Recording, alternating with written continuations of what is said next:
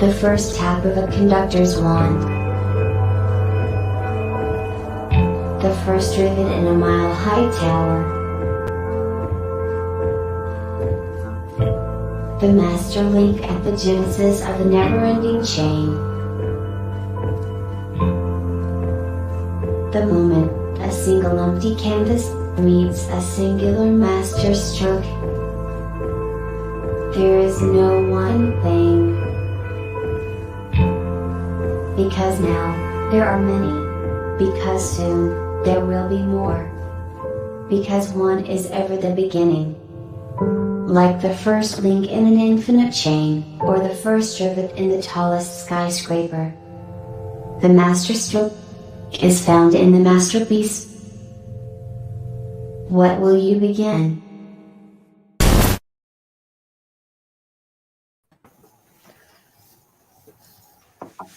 You're muted. Oh no. Oh no. Oh, no. No audio.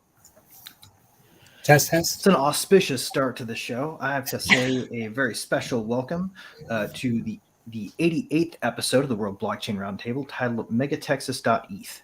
And this is a subject, as you all may know, is very near and dear to my heart. With us today are Joe, the founder and architect of Dragon Chain, Satoshi Shon, entrepreneur and everyone's friend, Lisa Mighty Davis, Team Mighty organizer and owner of the Mighty Lair, Dave from Den.Social and creator of the world's very, very first metaverse geocache. I am new grandpa and fellow denizen.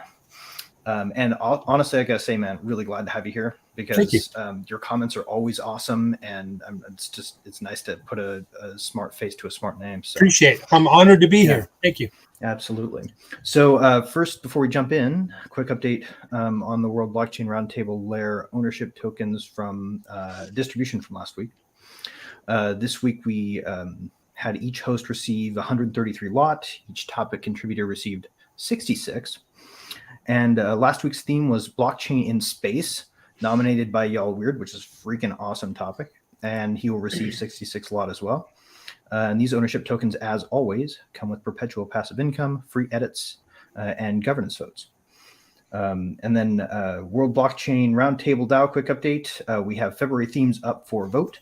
There will be a link in the show notes, so please check that out. And then the theme of the week, again, is nominated by Jacob Wayne, MegaTexas.ETH.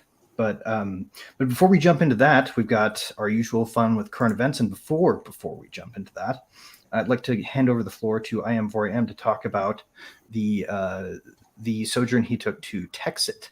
So maybe you can tell us all what that is for starters. Sure, I'll give you thank you. I'll give you a real quick spiel about it. First and foremost, I'm not a part of this movement. I kind of went on an investigative thing to look at. Was invited to go to one of the district meetings. It took place in Boerne, Texas last Thursday. I had been kind of following it along along the way over the past few years. And I found it interesting. There was only about 18 people that attended that meeting in Boerne.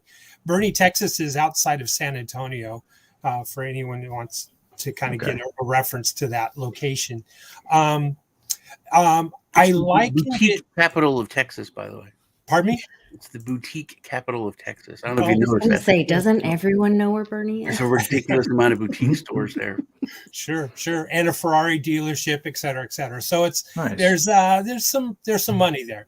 But the interesting point that I guess I would say coming from a different perspective is I years and years ago was part of the Tea Party movement. Many of you may remember that. And back in the days when I was conservative and hardcore kind of Republican, and have since long ago moved away from that. But I likened that just because of the age of people that were there. It tended to be a little bit more of an older crowd and less of a younger crowd.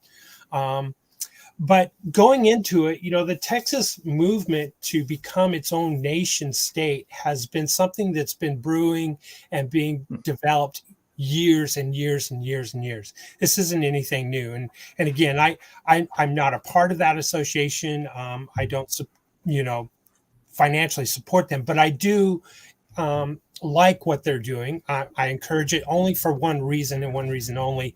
I believe in smaller government. Smaller government is better. The biggest question that I always heard about it is, can Texas really secede from the Union?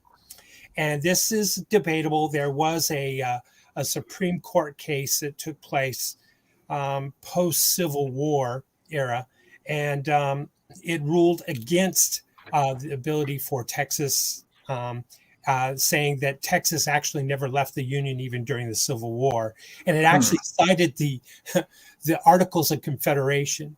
Well, the Texas movement, and I would agree with them, says that any state could leave the Union simply because it's not in the Constitution saying that it's forbidden. But more importantly, shouldn't we have our own ability for self-determination? I would think that it's a right just as identical as free speech, and our right to assemble, and these kinds of things, is our right for self-determination. We should be able to choose who our leaders are, right? By vote. And this is the question of divorce and an amicable divorce. Could this happen? I don't know. The Texas movement right now is focused on one thing and one thing only. And that one thing is to get on the November ballot a referendum for the people in Texas, the citizens of Texas, us Texans. Do we want to secede or not? Do we want Texas to become its own nation state again? And that is kind of the basic principle to this. So it's not an immediate vote for immediate secession independence. It's being pushed in the state House and Senate to get on the bill. It's not sponsored yet. And they have a short amount of time. There's a lot of money, I think, that's pouring in outside of Texas against it. So they got a big row to hoe. I have the bill. I've gone through the bill. It's only 6 pages. It's real simple. Just put it on the ballot. Let us decide if we want to go from there. And then the mechanics will follow in the debate about how it would happen. Kind of like, think of it like Brexit, when England wanted to separate itself from the EU. I think we're more worried about gambling in Texas now. That's definitely going on the bill. Sure. It reminds me kind of one of my favorite quotes from, I don't know if you guys have ever seen the film Kingdom of Heaven. It's a Ridley Scott film. It was really good. If you saw the full-length version, and if you saw the theatrical release, you were left confused. There was this quote, I hear in France, a couple 100 yards of silk will make a nobleman. Now, these bills are, sort of perfunctory, right? Because when you think about it, how on earth could the constitutional republic we have today exist if not for our ability to dissolve the Articles of Confederation and as states bring about a new federal system? Bingo. So there's no a priori power in that thing to stop. It's like asking your ex if to you be can taken leave. Back. Like, it's ultimately a 10th Amendment argument, which you never see it used. There's but it so does much that you've unpacked here. From what I understand, is that Texas was the only state, or one of the only, that was actually asked to join the Union. So we kind of dictated terms, and when we did, we dictated that we could leave at any time. There's no bit of both. There, no red tape, nothing. Thank you very much, and we'd leave. But the federal government, ever since Texas joined, has always tried to get rid of that. And I think it was under Clinton that was a really dick move. Like it was after Katrina or something, and aid was being withheld until we literally got rid of that. And so I think under Clinton we gave that up, just from what I understand. So now, but what I've seen in the past couple years is these greater movements. The Greater Idaho movement is, trying. There's or a lot of counties in Oregon are trying to secede and become part of Idaho. Huge up there. My best friend lives in Oregon, and it's like the biggest thing on the news all the time. and it's because it's going, it's moving forward. And I told them no one knows about this, and it's like, what are you talking about? I've been following it. It's like it's on the news every night, man. I was like, in Oregon, right? I'm telling you, the rest of the world doesn't know that's happening, because if that got out, and it has over the past few years, but now they're talking about California rewriting the basically doing the same thing. I forget what it's called. It's a great or something. They're basically be a funny state. They were going to talk about like Northern California and Southern. Sure. Jefferson, the state of Jefferson for Northern California. They're literally talking about just getting rid of San Francisco and LA and Hollywood, almost making that its own state. Make a great money laundering channel. New Hampshire has been trying to working on it for a long time. So, city states as well. If I could comment real briefly on what you mentioned, Texas is the only state in the union that I understand was actually a nation prior to its joining. Previously. When it did join, remember, it was kind of bankrupt. So it was also looking for a little bit of a handout by joining the Fed, the union, shall we say, pre-Civil War days. Okay. Right. So it was a little bit of both. But in that contract or in that treaty, as I understand it, and it's been a long time since I've read it, there was a specific phrase addendum in there that said that Texas had ability to leave the union if it so chose, simply because it was a nation prior to. And there's two things. Actually three. There's a professor out of England, and forgive me, I forget his name, and I did buy his book and I haven't read it yet, but he wrote a book about how to form your own country. And I thought it was very fascinating. He says it's really based on culture. Does Texas have its own culture? Absolutely. Does the world really know about Texas? Yes. A lot of Texans call themselves Texans before they call themselves Americans. California is kind of thought that way as well. I do that because we're definitely in the international space. Oh, right. Everyone's like, "Oh, you're from the USA." Like, well, we're also the 9th largest economy in the world. Some say it's 11. Give or take. That's a big thing, because everyone talks about Brazil. That Brazil is the huge powerhouse. And I always make the point, well, Texas is actually my country. It's got a bigger economy, bigger GDP than Brazil. Right. And that blows people's minds. What's funny to me about the whole thing is there's this counter argument that you hear sometimes to this, where like, even if you could, why would you? Because then you'd be subject to all these, border controls on trade and all these tariffs and all these, these policings and all these new things from the United States that you didn't have before, is where the record kind of slides off for me, where the needle just sort of whoop, because right now sort of the world we're living in is very constrained. It's almost as if there is trade interdiction between the borders of the states, practically, in terms of the kinds of economic distortions that the federal government puts on the states. So it's a hollow argument to me, but it's also kind of a funny one. Well, let's look at also the root a lot of Texans are and a lot of Americans are very dissatisfied with Washington, D.C., right? They don't feel they have that representation anymore. And that's kind of the sentiment in Texas. I would say that, yes, it would be predominantly more Republicanish. It's definitely more conservative, folks that are involved in this type of movement and other movements around the country, like Eastern Oregon, Northern California, et cetera.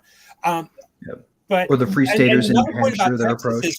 Texas is the only state in the union that flies its flag at the same level as the U.S. flag, because it was also once a nation. So what you're saying is culturally they're ready for Texas, and don't mess with our barbecue. And I've been here 20 years. I got here as fast as I could, and so I consider myself a Texan. And I'm torn about this whole thing about supporting and getting involved in Texas, simply because I'm more of an agorist. I believe in decentralized systems, decentralize everything. Right? Yeah. Well, I think maybe the first part in becoming decentralized is to disassociate or to break off from this big behemoth. And I think the big thing I wanted to make a point about this is Greg kind of hit on it. There's this Mandela effect where, I'd say 40 and under in definitely the United States, but pretty much the world, they don't see the Union for what it is. It was 13 colonies who fought for independence, and there were 13 countries. When it was all said and done, we beat the biggest empire in the world. These were 13 countries that came together in this crazy idea that we could all just become partners in a union for this just massive strength to like unify a continent. Like in Europe is Europe, but it was splintered. It was principalities, and it was all it wasn't a union. And now you look at like the EU, all these things that people, the idea of the League of Nations and the United Nations and all, none of that was even a pipe dream until the United States did it. But now people don't think of the United States as united countries or United States. Right. They think of it as just a country. You mentioned that, the EU, man. That there is no separation. And there's another really interesting point you make there, Sean. I don't know how familiar you guys are with the Treaty of Westphalia, but the modern nation state allegedly emerged from the 1648 treaty, right, where the idea of this composition of country and political system created this thing called a nation state that you could put borders around, and it had sovereignty independent of its rulers, right? Like, it was a weird idea. And then we sort of stuck with that model in our heads, and we're still kind of taught that model in our heads, even though it really hasn't been like that since since really post World War I. Yeah, Dave, that's kind of what I was going to say too. Say, Dave? Well, kind of exactly what Greg was talking about, where I go to Europe pretty often. My wife's family is there, so half of my family's in Europe, so I go there pretty often. And the European Union and the participating nations, they are still very much sovereign and individual, and they have their own cultures and they have their own languages, but they're also very much like, there's nobody at the border. You can come and go as you want. They're in a union. They're in, and it seems like a better or a better, maybe not better, but it seems like what the U.S. the idea of the U.S. was, that we've lost a little bit, to where we have this sort of idea that, the borders are there on the map and the driver's license has a different state name on it, but really it's all just under the federal government at this point. You know what I mean? Right. That kind of thing. And that's brainwashing government school stuff. And who's to say there can't be like, 50 more license plates or 1,000 more license plates? Like, what's wrong with the sovereign nation of Pretoria existing? Like, if you want to pull the Family Guy reference out, right? Like, you guys didn't.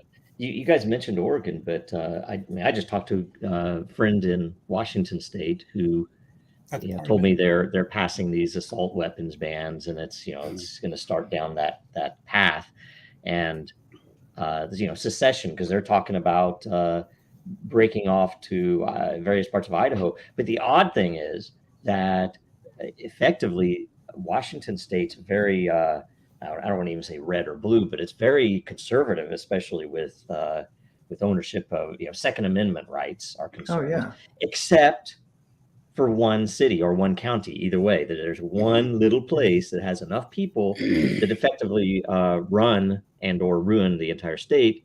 That's why I left, right? And and you can go out and you can go in most parts of Washington. It's beautiful, but you go into Seattle and you're talking tent cities and drugs and needles and everything else. So it's like effectively they'd probably be better off forcing secession of those cities, right, into their own little.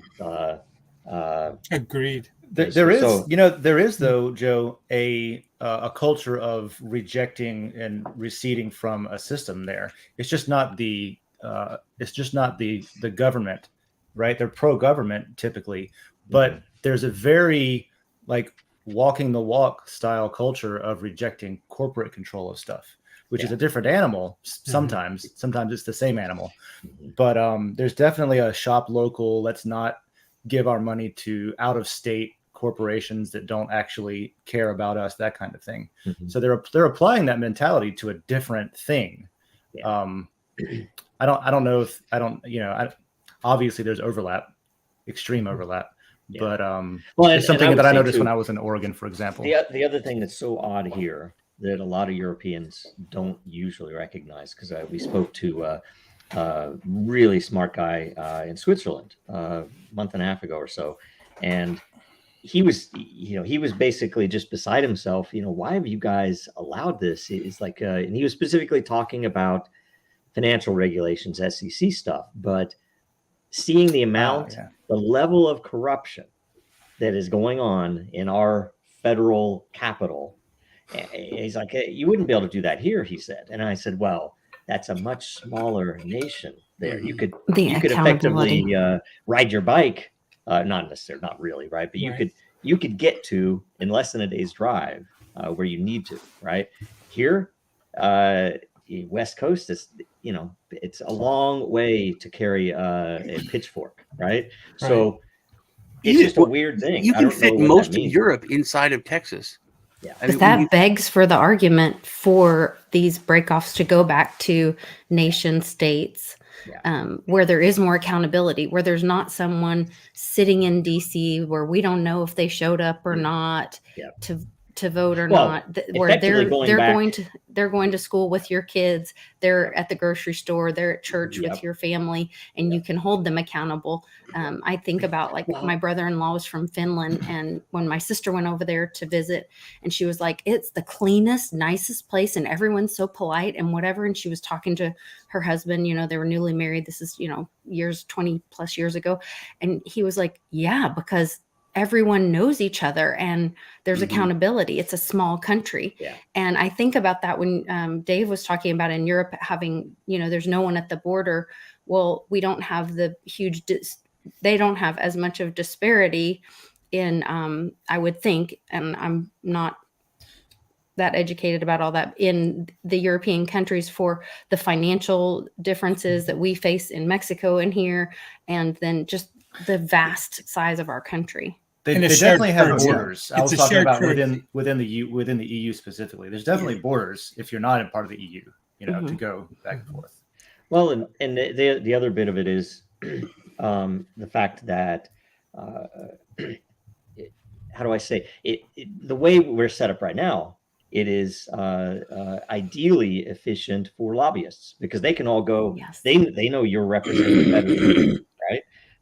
Your representative maybe comes in a few times a month to the hometown, if that, and effectively the whole place is run by lobbyists and special interests and inside baseball stuff, and it's kind of ridiculous. If they separated it, it would be much better. You can still, I think we dance around the real elephant in the room constantly, and I'm one of the only people that bring it up.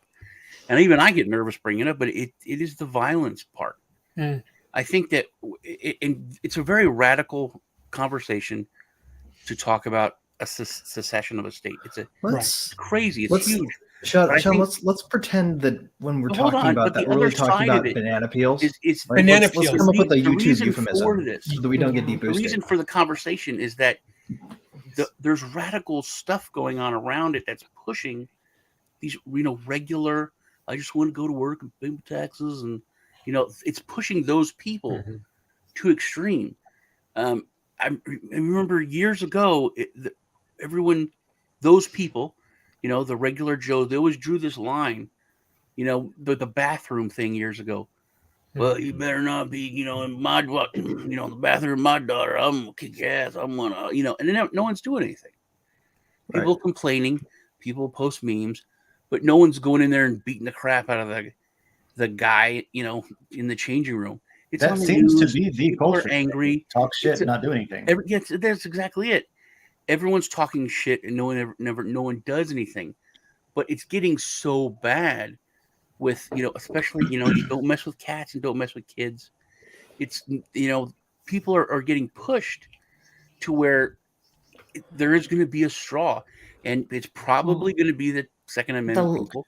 I think it's the life vests. In Australia, there was a video of a man that his wife had died, or his partner had died from wearing a life vest, and he tracked down the doctor, was beating on the car, bust the window open, and like had to control himself from, because once he got the window bust through, I think it surprised him, and then he like you could see him like holding himself back from not hurting the guy, and he like finally walked away. And that's in Uncle Cliff High's data about people so enraged and going after these doctors and healthcare providers. And but so I think that'll the be regular the people point. are being pushed to where that conversation has to happen. Hey, either we're going to have to have a boogaloo, or we're going to have to fix it in another way. I think this is a good pivot point to current events, because we can take a look at some of these things that are pushing people. Right. Pick a news item right now, and let's talk about this from the standpoint of like, if we the first part of our show was the introductory paragraph of the Declaration of Independence, right? The people, either through the political units that they have individual agency in, or through the fact that they own themselves and they can decide where exactly they want their allegiances to lie, because that's the essence of private property. And all of that fun stuff, right? Like, we can go into exactly the whys, but we all agree that we have the right. So what are the grievances? I just want to throw one quick thing out there. As the tree hugging hippie of the group on violence, I don't have the answers, but there's something here with digital stuff that we're doing today that we've never been able to do before. I don't know exactly what how exactly it's assembled and applied, but there seems to be an opportunity, and maybe this is, on today's topic too.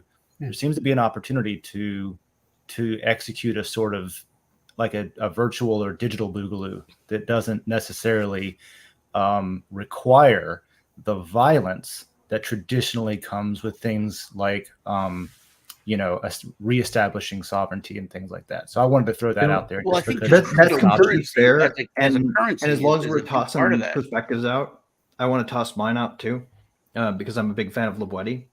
The idea that the best way to dethrone a tyrant is to stop obeying them, just to cease following the orders, just to cease taking it seriously. Yeah. The ultimate form of nonviolent resistance is to just ignore them. Imagine if everybody, quit, for instance, sending a check to an agency that says you have to. I'm not encouraging people to do that, but let's say they all did. Well, they'll come after you with done. It's a very interesting point that you bring up there, because what we killed and destroyed was the class system. And I don't know if you've noticed this, but we've really brought that back. And we brought back a caste system. Yes. Yeah, because there was a law passed in some state. I think I talked about it in the show, where I remember reading the story, and you can kill a police officer, or you can shoot a police officer, kill him, if they're illegally entering your home. And I was like, why did they pass the law for that? That's already a thing. And my son, he went to college for he's going to be a U.S. Marshal, and I was like, why is this a law? He goes, oh no, it's most states you can't do that anymore. He said most states, you can't fight against the police if they're illegally entering here. He goes, yeah, police are protected now. Not just you can't sue them, but you can't. So it's a different class. Yeah, even if they break in and harm you physically. That's what we always make the point of, that it couldn't happen because our military was people, just regular people. It wasn't this, hey, you're just above the peasants, you'll lose your status, your class. And we've made that with federal agents, and then it goes down to regular police. And I think if they do that for the military, that's like the ace up their sleeve that they think they have. I don't think it'll work, because I think that in the end, our military is our citizens, and it wouldn't work. But I think that that seems to be the plan. Supposedly they've war gamed that, by the way. Only a minor quibble. Oh, I have they to say, war guys, game real shit you wouldn't fast. believe. From a purely legal standpoint, you still have the right to defend your property from anybody who invades it with uninvited. No matter where you are, that's pretty much the common law. In practice, the though, trick is, I know what you're the trick saying. is they have a privilege under law, which is a different thing from a class protection. They have a privilege under law to do that to you, and thus, if you resist it, and it was lawful on the part of that, I want to ask you something, right? Greg, because then Lisa said they something can to me. do it, and you can still be punished for it. Lisa brought Like something up if to you me. kill them when Is they she- come in, What's the the difference privilege between overrides your qualified right. immunity, Greg, and Sovereign immunity? immunity. So, sovereign is that the state cannot be tried in its own court. So governors, not governors, I'm sorry, like when the Congress people were up there raising their hands, swearing an oath and all this, I was looking into it and I was like, what are you guys swearing an oath to? Where's the Bible, whatever? And they were like, oh, they don't have to, they're swearing an oath to the Constitution. Yeah. When they were being sworn in. And I was like, well, I didn't see the Constitution anywhere either. And no one said anything about the Constitution when they were being sworn in, but whatever. You're supposed to assume that. And then I started looking into, how they'll, cops can, like, in the line of duty, if they kill someone, they can't be held accountable, blah, blah, whatever. Well, then I was looking into like these, as far as the thing that happened in 2020, where some people chose some things and then, maybe a different outcome happened. And then the people that were in charge of that were supposed to validate it in some way. They can't be held accountable for that because of this sovereign immunity. That is that is a legal fiction created by the courts that doesn't really exist except in the minds of the judges that decide to uphold it. And if you really want to get down to it, we probably threw out stare decisis in 2000, so they can do whatever they want. Like if you want to go back to, I don't really want to turn this into a discussion about Bush v. Gore, but like on current events, I'd like to mention that the Cowboys lost to the San Francisco 49ers. Yes. Bread and circus. Bread and circus. Current events, That's right. also, We have to move I think, worthy of note. By the way, Coliseums to keep people out of the real, bread and circus. On the subject matter, I think that's one of the biggest issues we have is that our system of law, so it's not a system of it's of laws, not men. And like, I don't think that's true. There is no system of laws. There is no system of men. Law is so freaking mixed up and crazy. They can interpret however they statutes. want. Yeah. And it really matters who you are. If you're the son of a fucking senator, especially of a particular party, you're going to get off with murder, or anything. Or the son of a senator who became a vice president, who became a, So you can get away with anything if you teleprompter have the right blood. So that's the beauty of, I think, what this subject matter, if I understand it, though that said, division is the MegaTexas.ETH. If it were to be doing what we're all talking about doing, but doing it first in a virtual way, so that we can just start following these laws that we can actually read and understand ourselves, right? Yeah. Which will be interpreted by something that is actually objective, which is code, right? So, anyway, well, that's what's needed. But yeah, no, absolutely. I mean, and if you look from and Sean, I don't mean to invalidate your points, because I sincerely believe that there may be just cause to organize group hugs and hug the living love out of anybody who gets in the way of anyone who wants to be free, right? If you take my meaning, but I also am a peace advocate, and I think that there are nonviolent ways to do it too that may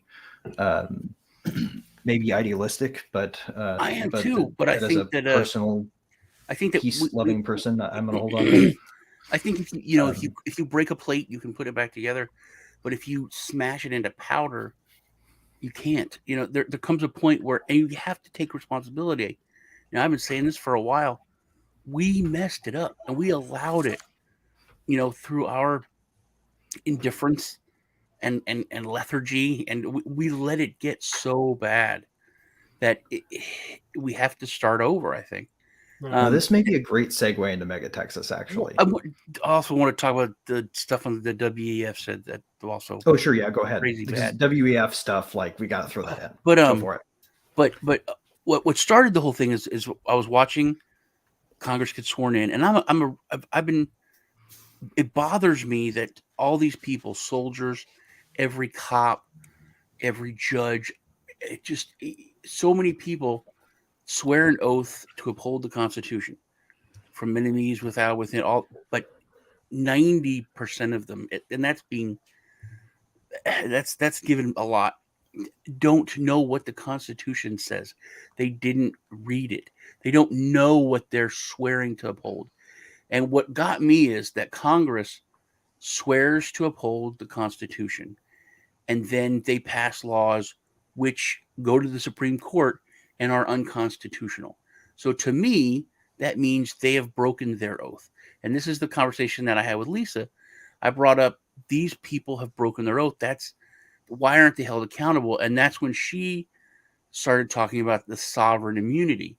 And then, like she said, it's not a real oath because they don't have to. They don't have to literally. Well, I mean, there's also this element of it that's covenant. It's like they're crossing their fingers behind their back the whole time. Because they can't be held accountable for breaking that other oath. People can break, and you keep its faith anyway. Can I give you a direct example? I mean, it's like, okay, I spent a lot of time working as a contractor at the FBI, and I remember in one particular case there was a project, and they were having us put together a demonstration of some of the things we were going to be building on the back end, and as part of the demonstration, they needed a user interface, right? Well, we didn't have any web designers on staff, so we were like, okay, we'll just throw something together. It's ugly. It's like, oh, one of the guys went and grabbed something. And I looked at it and it's like, did you build that? And he said, oh, no, I just grabbed it over here. And I'm like, well, we can't use that, right? And they were ready. And I say all the way up, our management was ready to just push through with it. I was like, wait, guys, you can't use that. It's copyrighted material. We don't own it. And they were like, oh, but I don't think it's like, guys, this is the fucking FBI. And if I didn't have to sit and watch every goddamn movie that I watch warning me about this shit, I probably wouldn't say anything. And it's not even that I'm scared, but it's like, good God, can't we at least follow the shit that it's like, oh, it doesn't apply to us, right? And I will tell you, there are so many people there that don't give it. That was the point I was making with Lisa, that it's not like they're passing a law and they don't know. There's so many people on their staff, like, hey, I don't think this is a good idea. Hey, this is not could be.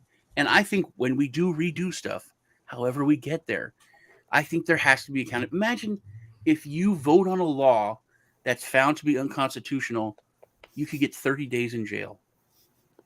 Oh my God. Yeah. 1 week in jail, class A misdemeanor, not a felony, but you could go to jail for 30 days. That would be a great way. That would be a great way to vacate Congress. They'd all be in jail for 30 days on a continuous cycle. But if there was any held accountable for that, there's no way they would pass. I'm not voting on that. And this is why I'm all about autocracy deep down. But I'm all about day of the road, guys. Just to put that out there. That was a funny story, Joe, and I believe every word of it that you told there just now. Because I remember when I was we used so much software that nobody ever paid for. It was ridiculous. Oh, we had we wanted to write I have this entire idea for a sitcom where it's what I experienced as a contractor at the FBI and DOD. Wow. You know what the name of it is? Close Enough. Close enough. There's one. I kid you not. We joked because one of the project managers was over in the corner yelling at an intern and pointing at him. I was like, what the hell? What the hell happened? Well, he didn't have his license to Microsoft Project. And he needed the Microsoft Project. We didn't have enough licenses for it. Yeah. He needed it. He used it. You have to install it. He was yelling at him. And the guy, he's like, I'm not installing it. Right. And I was just thinking, man, you know how funny it would be? The FBI has to raid the FBI because Microsoft licenses are being stolen. That's a good sitcom premise. I would call it. Did you guys have the same phrase that we had? Kafka trap. People used to say good enough for government work. Yeah. Basically. Close enough. Yeah. Yeah. Yeah. Okay. That's a good one. So WEF, I saw, and I haven't seen this anywhere. I might be wrong now, but it was days ago, and it was this African guy on a small YouTube channel, which is good English, but just a thick accent. He was talking about. I should have. I was going to try to look it up and have it for you guys, but it was this lady from the EU who's in charge of like I forget what her title was, but she was being interviewed, and that's another crazy thing is how they don't hide it anymore. They're very just, here's what we're doing. This woman was talking about Musk, and she basically said he has to comply with us. We're the ones who have the power, and we're going to sanction him. We know he had high hopes for him, but he's being very difficult, and in the end, he'll have to comply with what we tell him to comply with. Well, was it Ray at the WF this week that said that I believe that big tech and government agencies are working well together, something against the people or something, like it was some just outlandish.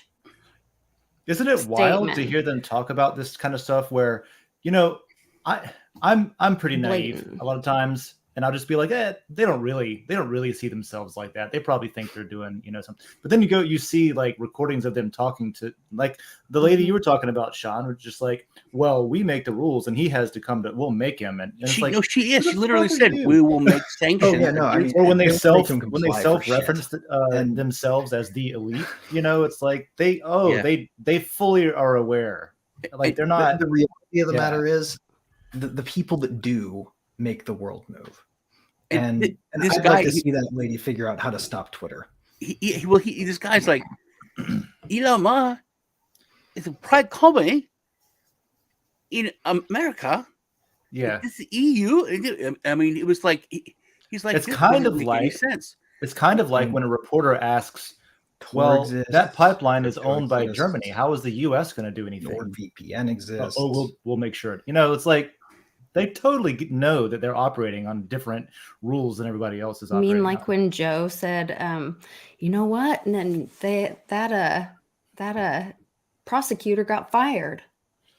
Or otherwise, I'm not going to bring that $1 billion. Well, they laugh and say stuff like, oh, we came, we saw, he died. Ha, ha, ha, ha. I mean, shit like that. It gets out, and then it's like, I don't know if it's somebody was asking it on a different show. It's like, is this shit recent, or is there just more cameras around now? Right now, Elon Musk is playing nice. What if he turned the weapon they built to point at half of this country and half of the world's belief systems on and pointed it back at them? What if he convinced everybody else to do the same in Silicon Valley? It wouldn't take much to have the oligarchy of the FANG stocks, right? Like it just wouldn't take that much. It would take 5 people in a room deciding to do it. When whacked. Right. And that's a little terrifying, but it's also something that they have to take into account, because if they started having to face their own demon, they wouldn't stand a chance against it. His dad wouldn't even be good allies in Web3. I think it was his dad that said he was afraid for him at this point. Yeah. They'd be like cinder blocks around our ankles. We have to explain shit to them. When you have like entities like the EU basically threatening you with sanctions, I mean, that's something that you talk about for countries with a nation state, right? It's not. It's this guy's a pain in the ass. I mean, but that was predicted by if like I'll bring it up again. The Sovereign Individual was written pre Y2K, and it predicted exactly that certain individuals would become so individually wealthy, and they'll be treated by other nation states as a sovereign state themselves. Right. And it's also this is a really great segue to MegaTexas. Yeah, it's a pendulum because we roll towards the EU and the United Nations, and then we pivot over here to more nation building, and I'm my own nation. We're our own country, and we're not going to succumb to the EU. And so it's a pendulum that kind of goes back and forth. And also the fourth turning and individual sovereignty book that you mentioned, Dave. I used to really believe in the pendulum. but I've been waiting for it to swing back. I literally thought thing about all this, the women, when biological males started going into women's sports, that's the pendulum's going to switch. And it doesn't. It always surprises me. Well, Sean, right now there are double down. sheriffs and U.S. district attorneys that are working together to. That's a big thing. 90 criminally Joe charge made people. The point I brought up the Second Amendment, the laws that are passing, and that is what Greg was talking about, just not obeying. 90% of sheriffs in I think it's Illinois, they're not going, and the press has covered it, but they talk about it like there's a couple crazy, county sheriffs that are not going to enforce the law. Over 90% of sheriffs in the state have refused to enforce the law. And it could get even better than this. This is where we get into the MegaTexas territory, right? Bingo. I like to hear about this. Because at its premise, the idea behind MegaTexas is Star Wars on the Death Star. Grand Moff Tarkin says, "We are the ultimate power in the universe." And Leia turns to him and says, "The more you tighten your grip, the more star systems will slip through your fingers." We don't need to put things back together from that powder. We don't need to reassemble the bugs from the powder that they're secretly sneaking into EU food starting today. I did throw that current event in still. Good job. That's true, by the way. Look that up. It's terrifying. The thing about MegaTexas is it's the sand assembling itself. It is us taking back what is ours at a level that they cannot hope to control. Ultimately, I guess this is question one. MegaTexas is about marshaling local power to exercise our ultimate right of self-determination, the right to ourselves. We own ourselves. We decide where ourselves go. No one can reach in and take that from you, right? Like whether you believe that comes from your creator or whether you believe that comes from the fact that anybody tries can deal with you lying down and being a pain in the ass all the way to the bank, right? Whether you want to take it in pragmatic terms, spiritual terms, however, you own yourself, meaning if you can marshal enough sand, you can blast away any power structure. So how would this work in practice, right? How do DAOs work? Right? They marshal resources around sort of a crowd fund to do something, right? So let's say you crowdfunded enough money to win a national election and then you turned it on your school board. That is the idea of MegaTexas. The idea of MegaTexas is that you can exit with that power, right? Your county, your town, a chunk of your town that decides it wants to become its own political unit can exit and join whatever kind of political unit it wants. And if you're willing to stand on that and you have the resources to spend on that, you can buy that in this country, in this world. And that's ultimately what this is about. This is about taking back power using the tools that they created to take power away. One of the cool things about all of this stuff, MegaTexas included, is that there's something to appeal to a lot of different types of people that find different things important. For example, one of my favorite things about MegaTexas as a concept, and I hope we do it, but it's like the same thing I like about Bitcoin and Monero and stuff as a financial instrument. It makes it possible to build something that instead of strictly starting over in the physical world with nothing, you can build something virtually and you can participate in it and you can prove that it works and you can iron the wrinkles out of it over time so that by the time that there's no other option than to just burn everything down or it collapses on its own, there's an existing system that you can just be like, oh, we'll just start using this. Like with Bitcoin or something, right? Where if it becomes so commonplace and it starts working so well and it's so widely accepted that people can just decide to stop using the legacy system because it's just more cumbersome, more expensive, more of a pain in the ass. And you can just stop using it and then that makes an easy transition into something better. So we're able to create it over time before we need it instead of waiting until like there's chaos and we have to build in the midst of chaos. Right. Like that's what I like about it, though. Is my thing. An example of how this whole thing stacks up, and this does require still, right, a little bit of either maybe more towards Sean's side of things, hugging your adversaries until the love oozes out of them all over the ground, right, to defend some of it, until we get to a place where we have decentralized systems that can be bulletproof against people bringing their hugs to the place where the data center is and hugging the crap out of those people. And that's why it's so important to me. Shut them off. Right? Like the reason I get pissed off about things that are happening, for example, with the SEC and with regulators trying to shut down technology, trying to stop innovation, it's because we need to be allowed to develop in peace. We need to be allowed to make this stuff without somebody saying, we're going to come after you with violence unless you stop. We're going to throw you in jail unless you stop writing that piece of tornado code, whatever it is, Yeah. And that's why I just like to me, it's all real simple. I just don't want violence. And this shit is a way to do things that are important without the violence. And it does take violence, though. I'm sorry, it does in this one respect. I know it does, but we have to face violence.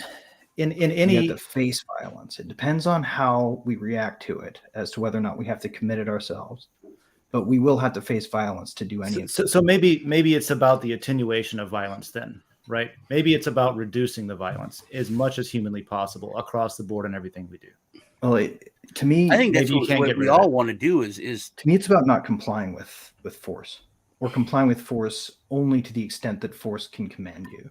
Like, I don't know if you guys are fans of Ayn Rand, but in Atlas Shrugged towards the end, the smartest guy on the planet who invents this limitless energy source can only be commanded to move about where he's told, to do what he's told, and they can't force what he knows to be produced by that, right? Like they can't say, build me this energy system. They can just say, grab that wrench and twist this nut, right? Like, that's all you can command a person to do with force. You can't get inside their head and make them be anything that they don't want to be, right? Not yet.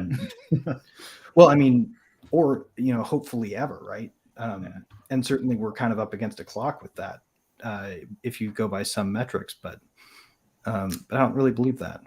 I'd have to see that to believe it. Point I was Where trying do to you make go is, to learn more about MegaTexas.ETH? MegaTexas.ETH is in the ether right now. Literally right here is the only place you can do it. You can come and listen to this show and sort of scan through the history of it and hear where we've talked about it. I've written very little about it, kind of on purpose, because it's not something that I can start. It's an idea that I concede. MegaTexas begins with you.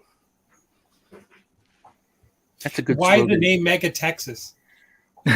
Well, okay, Because so it has to here's a allow funny North scenario. Texas, which is Oklahoma, to join.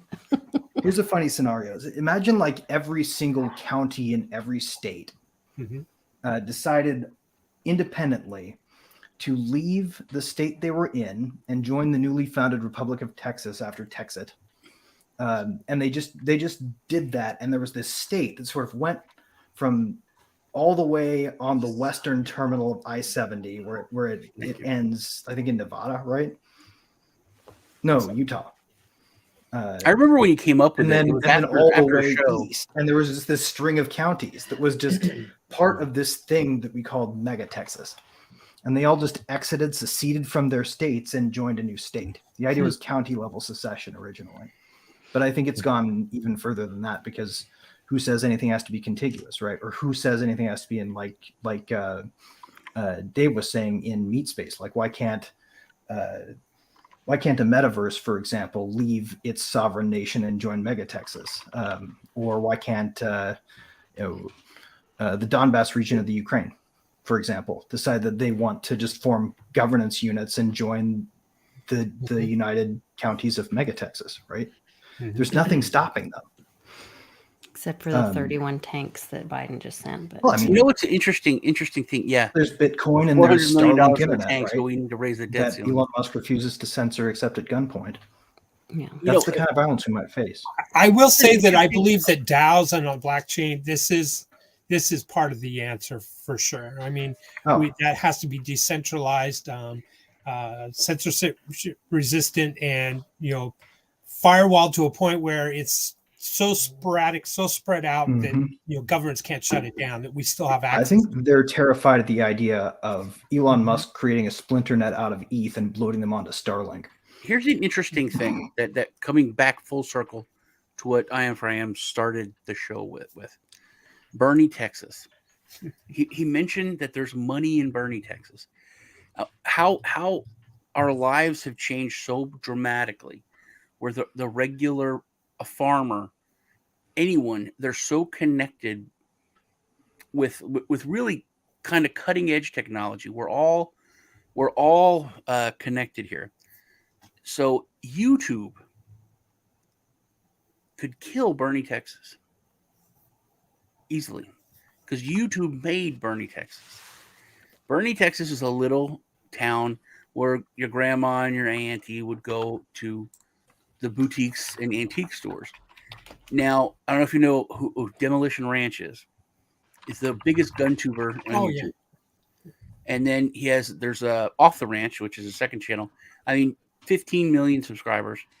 Huge. He has Bunker Branding, which he consolidated a bunch of other YouTubers. All the merch goes through them. It's a huge corporation. Millions and millions and millions of dollars. He's from Bernie, Texas. And then he would invite YouTubers from like huge YouTubers, and he would invite them down, and they would all, oh man, I love Texas. This is so cool. And then they all started moving to Bernie. There's literally, I think, 15 YouTubers. Black Rifle Coffee Company.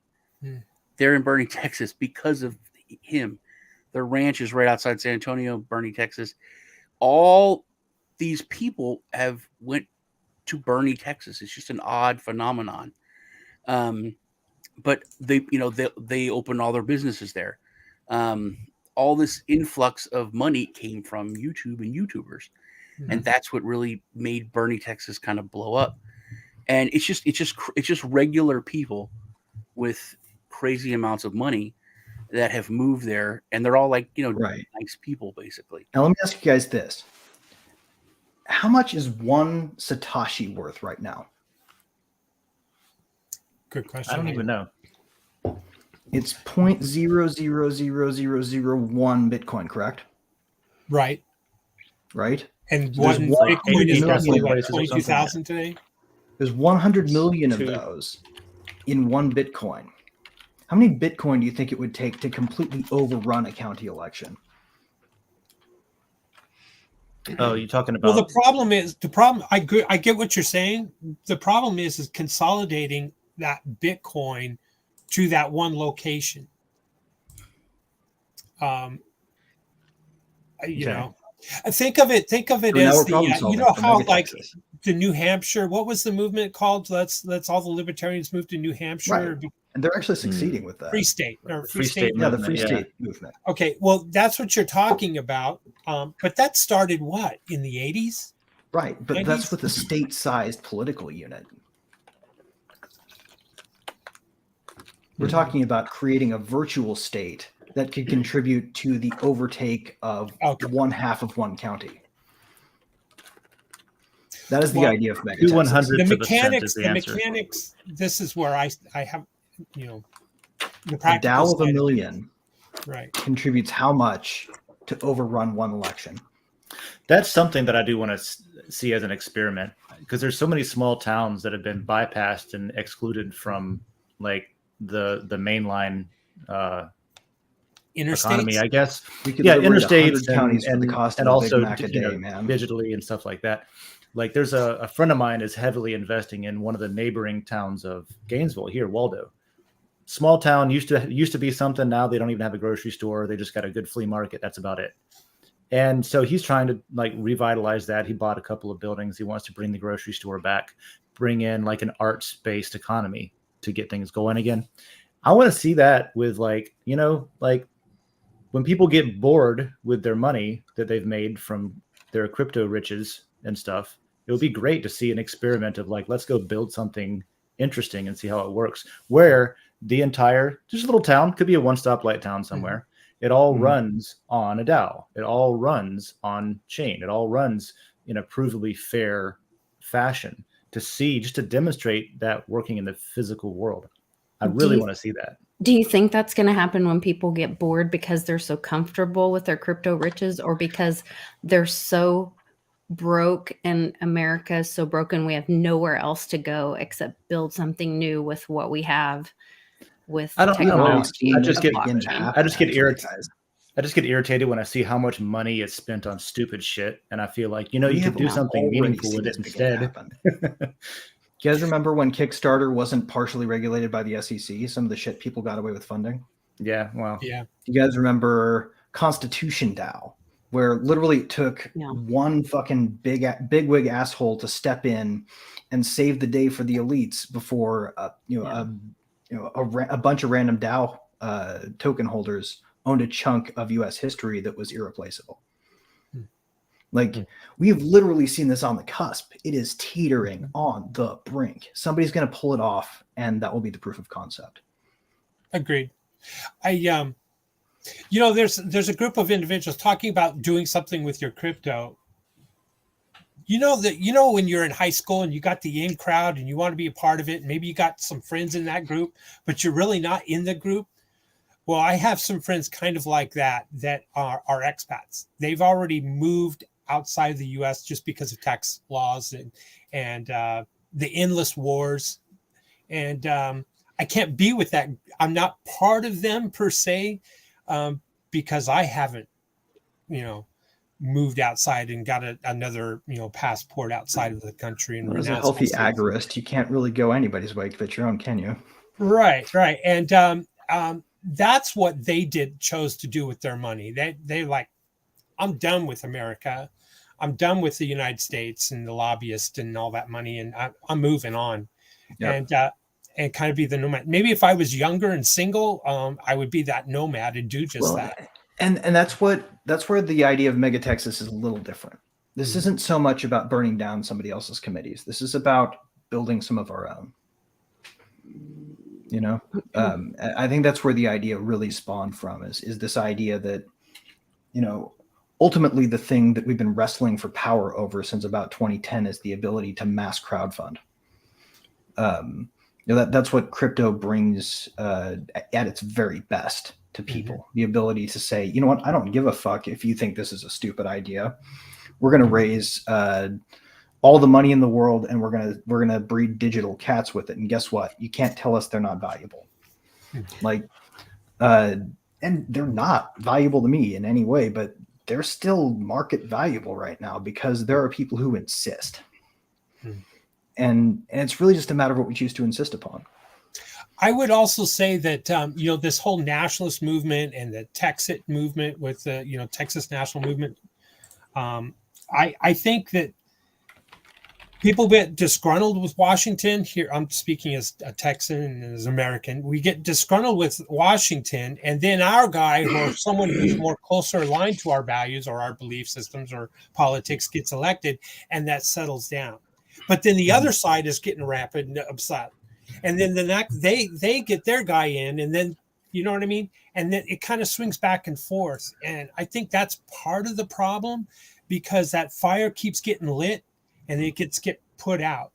Think of it as when Obama was elected, then it was the Tea Party, and Trump was elected, and then it was the other side was upset, and I'm going to move to Canada, and all of these things. So, and both sides get settled down. It seems to be on purpose. The ebb and flow of that politics. Right. Or like another really good example. The Occupy Wall Street movement, where they couldn't articulate a single thing for their movement because everybody had a different idea. And guess what? That's like the world. Like, that's where we live, man. Right. If all those people had been able to keep the emotion up and went home and just kept the attitude, which they probably did, that would still be going on, but there wouldn't be a single place they could go to clear it out. There's so many different viewpoints in the modern world. I think Emil Durkheim described it as onomy, and I actually have that tattooed on my Which arm is it? My left arm, because society actually, and it's invisible. It's UV ink, but what is it? What was it? I didn't. Anomie, ANOMIE. The idea is essentially that a society gets freer and more combined. We get that melting pot effect to its maximum. You get these sort of splinters of subcultures that become subcultures, and eventually there's no unified culture anymore. And rather than resist it and say that's necessarily bad, we just need to find our people and go there. We need a right exit that's more secured than the one we have today. Greg, I asked you to. I'd like to hear your comments on the a posting I made here recently, just yesterday. I think I was on the DAO idea for a legislative DAO. Not in the show, but later I'd like to hear your comments about it, because that's kind of where I was going a long time ago, and then I just don't know. We should do like a live stream and record it or something, and then just post it. Sure. Or not necessarily even a live stream, just record it and put it up later. Cool. So should we move to another question, guys? Or does I think Jacob Wayne has one. His was really good. These were just comments to that. The restaurant, yeah. So Greg. Okay, so Jacob Wayne says, I talked to you, briefly about MegaTexas, and it was a bit early, so I'm curious how one will be able to join the efforts of MegaTexas beginning revolution. I like that question too. Like, okay, what do you think? Is my answer. What do you guys think? I want to hear how everybody here thinks the revolution with MegaTexas could start. That's my question to the room. That is the question, though. You know what I mean? Like, what's right? The best I'm way asking to everybody else to say their own thing. I think we have parties that are involved, and everyone talks about whatever, something local. They're trying to do this here.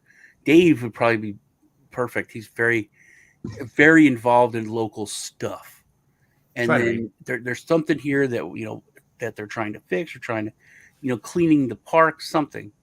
And like, that's the first thing. That's how we get started. That's when everybody starts tweeting about this. That's when we start, getting donations. And that's when Dave approaches that group, says, hey, we want to get behind this. And then that's like the first thing that MegaTexas does to influence the world in some political way or whatever. And then you go from there. That's the first thing, the first snowball that you roll down the hill.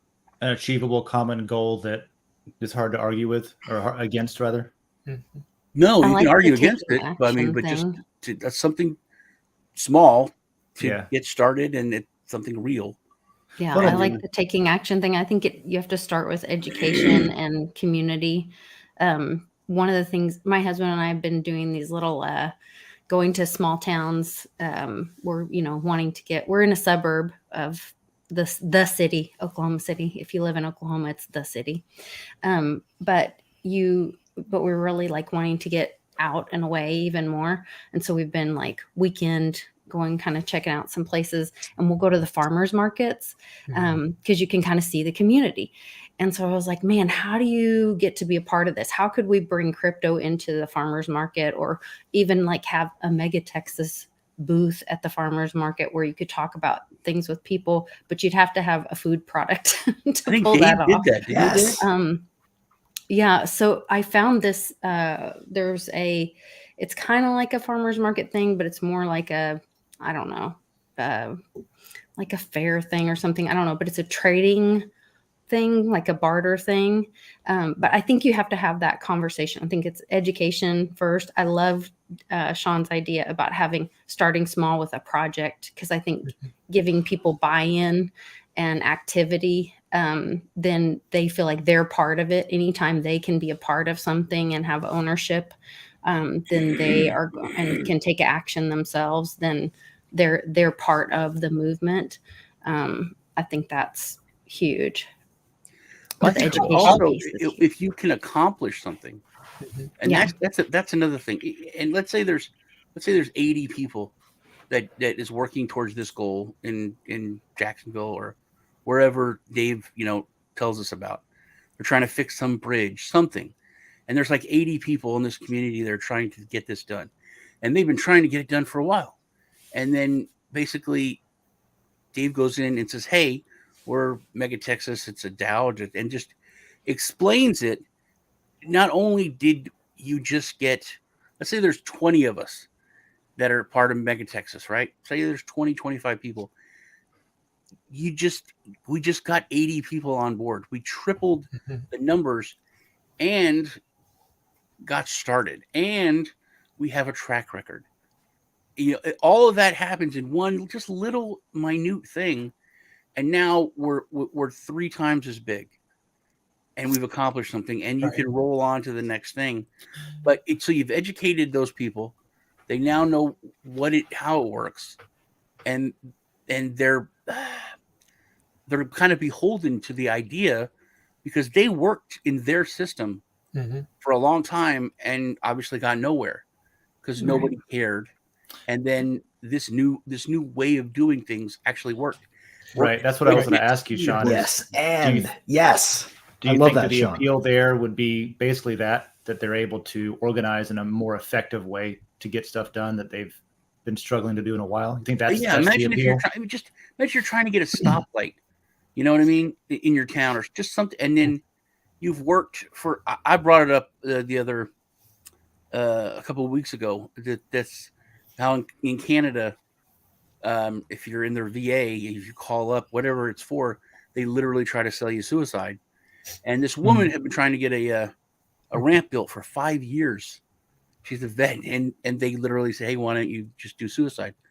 But imagine just a person or a group of people that have been trying to do something within the system for like years. And then this crazy, weird magic internet technology comes in, and it's like a knight in shining armor. It's like, hey, this works. This new system, it works. Look, we got it done in 2 months. We got it done in 30 days. You know, it's like, whoa. And then that would go on legacy news systems. Hey, this actually worked. These people got this light put in when this community's been working for 3 years or 5 years. And then it's called MegaTexas.ETH, blah, blah, blah, blah, blah. And you know, I'll give you my idea, shooting from the hip. Do it. Greg. Yes, and you know these small towns that get bypassed by a brand new interstate, and maybe they only have like I grew up in one of those. 3,000 people, 5,000 people, something like that. I grew up in their one of those. economy becomes depressed. Nobody's stopping these towns anymore. And a depressed economy really equals an opportunity. And if you could get a handful of people to move into these small towns, and there was let's say there's solid bandwidth of internet going into that town, and you make kind of working off of Sean's point, hey, this is a one light town, or a one stop sign town, let's make that into a stoplight or whatever. But if we could get that kind of a small group of charismatic individuals who want to settle into this town and bring the technology of a DAO and start maybe get elected to the little town board, the mayor or what have you, get the sheriff on board or something of that nature. Wow. And Texas is loaded with these small counties with small populations. I don't know if you've ever seen a map of Texas with all of its counties. I can't remember how many counties are in Texas. It's some crazy number, like 120 counties in Texas. Computer. How many counties are in Texas? What's that? Yeah. Hey, Wiretap, how many counties? You could fit them in a byte, let's just say. We could encode it in a Computer, byte. Stop. Started to name the counties.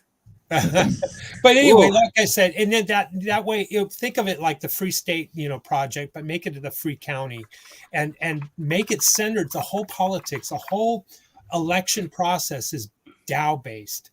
And let that seed take place and say, hey, look at this county over here. They're attracting people that are, developers and bringing, because they got a solid internet, and this type of thing. I think that are individual sovereign believers. I don't mean to be Debbie Downer, but so please don't ruin my I know Right. my I whole only know image you as of you. Lisa. I know. But so one of the things I'm pushing back a little bit because I want to hear your discussion on this. But so years ago, we had a real problem with too many kids in care and foster care in Oklahoma, and not enough caseworkers, and people, kids being left at the office for a long time, at hospitals without people to sit with them. So my nonprofit, we helped develop an app with some friends of mine, and we took on the cost of vetting these people through doing their background checks and whatever, all of it except for the one part that the DHS had to do themselves for when they were minors or whatever they only had access to. And then we had this app, and then the caseworker, if you were available, you could say, yes, I'm available. Caseworker could say, I have a kid that needs somebody to sit with them at the hospital in this county, whatever. Caseworker puts in the thing, you say yes. Anyway, we did all this stuff. So what lends to some of this stuff and some of what you guys are talking about is like for more privatization, whether it's through a DAO or private entities taking on this stuff, whether it's a nonprofit, private company, whatever. But ultimately, even what you're saying is it gets back to then having the DAO or that strength, that wherever that strength or money or leadership or band of people, putting people in place in legislation, in places of power, mayor, sheriff, whatever. And so until we can get people to step up as leaders and see that we have to get involved in the process, I don't know that the DAO replaces that unless we're really, well, that's what we're saying though, is we're still operating in the state of, in the city of whatever, unless we're really willing to say we don't, become Amish and say we don't accept your laws and we're not a part of that state. Allow me to challenge your point of view. Yeah. We've heard 1, 2, 3. We still need to hear from who have we not heard from yet? We heard from Joe, Dave. Yeah, I got a couple of ideas. We got two, but I've heard 1, 2, 3 yes and ideas that could be tried.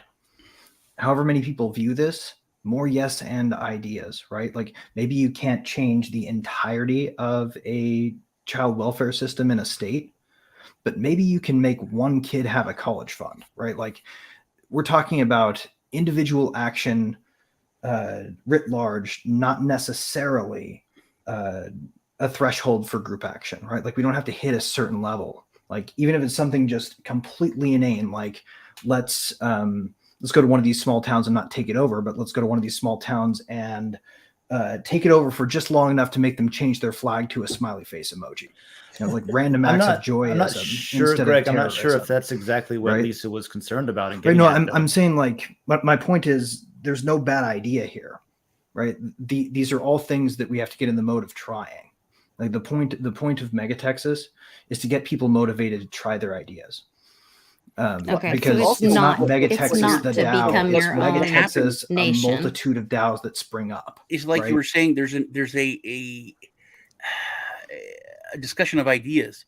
So if there's 5 different states basically with the same problem that Lisa was talking about, if one of those states and some people there find a solution that really, really works, that could change it for all these different states. Right. But it's the collectiveness of people working together. But it may take a town deciding to become a city state before you can fix it for one city, right?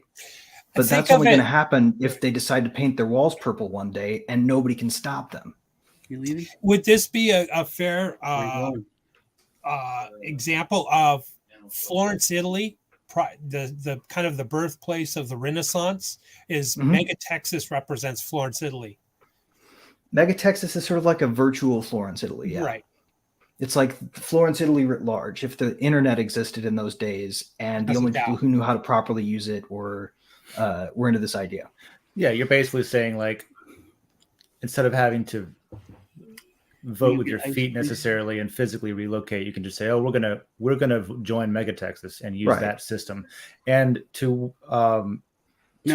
my thoughts on what you were saying, Lisa, is that Raise your you're personal absolutely flag. right in that you're still going to always have issues of people trying to organize to like game the system or get their buddy in office to make the rules and stuff like that. What a DAO can do, and what this new decentralization tech can do, is it can bring accountability and transparency to a system where people are currently required to trust someone, and just believe that the story they're told about how things are working and who's doing what and why they're doing it is true because they said so. If you can bring accountability to that system in a way that, like, imagine how much more work we would get done as a nation, as a society, if we weren't arguing over whether or not the elections were rigged. Because at this point, I don't even care if they were rigged anymore. What I care about is that we have the technology to remove that that stick in the mud for us. You know, we can do it. That we're not talking about, though, Dave, is that the education part of it, because you know it works. But imagine, like Joe talks about all the time. Point, yeah, he goes into a room and says, "Hey, this will fix everything," and everyone's like, "I don't know what you're talking about, dude." We need a momentum Imagine of wins, if you bring up first. Bringing stuff onto blockchain, but people are like, "Oh, is this the thing that got the stoplight in that one town?" And that is kind of what Greg is saying. So that is something. Actually, Joe, you go first. I'll make it real quick. That I think is probably one of the key things for a lot, especially blockchain world. So much of this stuff it's very abstract. It's very, it's very powerful, and yet humans don't actually can't. It's not that they don't believe it, like a show me state Missouri type thing. It's more like they can't fathom the reality of a concept unless they actually see it. It's like, it would be, the whole thing about a light bulb or a microwave being like magic to a caveman. It's not something that even makes any sense, right? But if you show it to them, then all of a sudden they can say, well holy shit, I can do that. I can do this, right? And we wouldn't know what light bulbs were if Edison hadn't tried, how many billions of filaments, right? Like, and that's sort of the point of MegaTexas, right? I just want to come back to this real quick. Like, sort of the point isn't so much to make big change right away. It's to get a successive set of changes in motion such that people see immutable results that can't be taken back. Like, dumb idea that I had when I was first getting into the phenomenon of Kickstarter, and then they threw my project off. I was going to try to get M drive tested. You guys remember M drive? I'm not sure. Magnetic resonance drive that NASA Eagle Works tested and said they were getting the minor force out of. People were arguing whether it was a scam or not. I do remember like, that. There was all the debate about whether or not it was true or not. Yeah. The day that Elon Musk launched a car into orbit, I was like, let's hook two of them to the back of a DeLorean and put it in orbit around the moon. How much would we have to do to crowdfund that? They wouldn't let me launch that, unfortunately, on Kickstarter. That was too big of a project. I would have had to get. You're the kind of guy that I love to see trying to do shit like that, because your attitude of like, well, let's just do it, and then if it works, it works. If it doesn't, it doesn't work. How much paint do you think it would take to turn the moon green, literally? I don't know, but I was talking to somebody about a villain from Earthworm Jim. Yeah. I mean, like, what kind of crazy shit can we do that can't be undone? That will just make people feel joy and feel like they can't be stopped. Like, I feel like that's what we got to get to. That's where we got to go first. I don't know if defacing the moon is the answer, but I see what you're saying. No, I mean, I'm coming up with absurd ideas off the cuff, right? Like, the point is, there are better ideas to paint the Den logo. It's a home improvement. Yeah, it's a home improvement. Yeah. So anyway, that's because I think that is the thing too. Once normies understand what's really possible with this tech, yes, everything changes. But the problem right now is there's so much propaganda that's been fed into this industry by nefarious for nefarious purposes. I would say generally, not always, but they've corrupted the whole philosophy and concept of it. Yeah, well, and the strength of decentralization, getting rid of that middleman so that our voice can be heard, I think is probably the strongest argument. Well, Honestly, that's where I'm working on MegaTexas every day myself right now. Like with Rivet, what we're doing is we're trying to build infrastructure that is decentralized, right? The goal being ultimately that there's nobody left to point a gun at when you want to tell someone to take it down. If you remember Bundy, but he was running for office in his state, but he came out with this. It was an app and a decentralized kind of group of people. It's just like a kind of like the same idea, but if you get pulled over, you just hit your app, I'm pulled over, and everybody gets pinged. Anyone in the area just goes there and they watch. Pull up. If 2 or 3 people. The police are at my house or whatever it is. You just hit it, and then one guy volunteers to be the road runner, and he runs in with a tall boy and pours it down your throat by force and runs off with your keys. Right? Nobody gets a DUI ever again. But it was like giving people kind of a sense of community where also if you don't trust the government, right. It's holding officials, that kind of thing. Yeah, it's holding officials accountable. I remember seeing Rice Crypto interview Bundy on that. I thought, wow, what a brilliant idea, and it has taken root. I like it. Yeah, it was interesting. I thought it was cool. I mean, and you're going to get pushback from police unions, but what's wrong with it? It's watching the watchers, which we had, and that's the thing that really pisses me off so bad is that our forefathers set up this country, and it was so awesome. And they gave us blueprints and rules. They literally said, "Don't start a party system; it could ruin the republic." And look, it doesn't. The candidate doesn't matter. It used to matter as my wife. I have kids. Where this is my religion. None of it matters. Literally, it's a team. It's the Eagles versus the Giants. It's everybody votes with their party. It doesn't matter if it hurts. It doesn't matter if it hurts the people that voted them in. If you come from a coal district, literally you'll vote against the people in your district because your party wants you to. There's no respect for politicians at all. If you vote on something that would harm the environment and kill people in another state, and it's the worst thing ever, I would 100% respect you for doing that if it helps your district. That's why you're there. But here's another MegaTexas.ETH idea. How many people do you think you could convince to change their name to something easy to remember for a write-in legally? What now? Good few. How many Satoshis do you think it would take to convince someone to legally change their name to something easy to remember for a write-in and run under my new party that I'm going to call the super secret I wear a body cam to caucus meetings party? And then we just put the word out that exists and maybe don't even run anybody using all of the marketing machine that they built for the internet.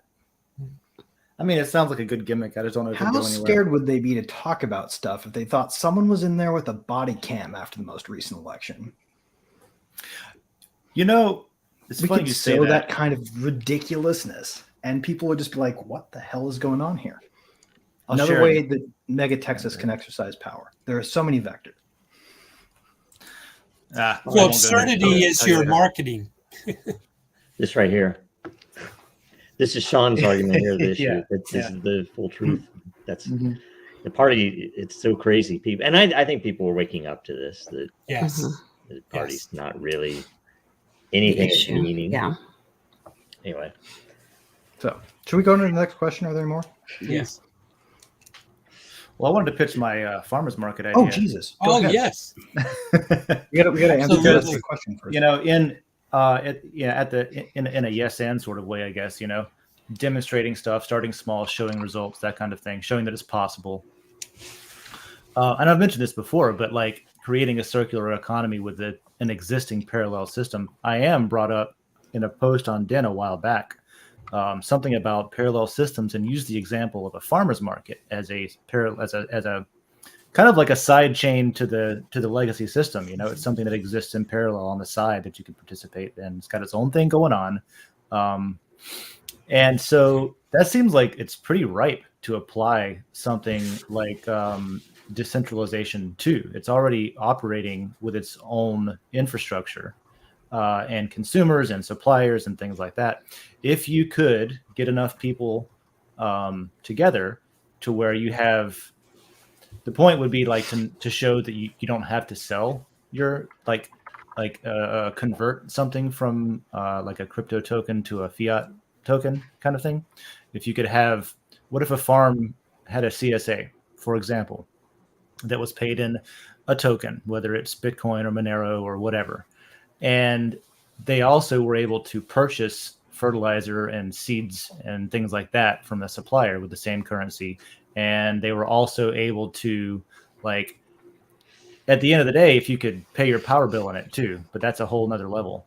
But right. Getting as many components together to where you have this circular system working, and then just take that to the market, open a booth and be like, hey, we operate completely on our own system that is not burdened by the infrastructure that is holding all of you back.